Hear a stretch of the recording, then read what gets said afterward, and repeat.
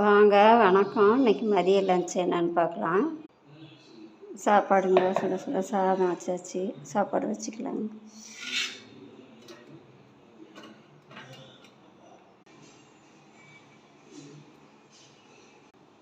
அடுத்து பாருங்கள், இன்றைக்கி மீன் குழம்பு தாங்க வச்சுருக்கேன். கட்லா மீன் வாங்கி தலையும் வாலும் போட்டு குழம்பு வச்சாச்சு. மீன் வறுத்து வச்சுருக்கேங்க. கட்லா மீன் வறுவல் குழம்பு ஊற்றிக்கலாங்க. மீன் குழம்பு அவ்வளோ தேன் மாதிரி இருக்குங்க. டேஸ்ட்டு பார்த்தேன், அவ்வளோ டேஸ்ட்டாக இருக்குது.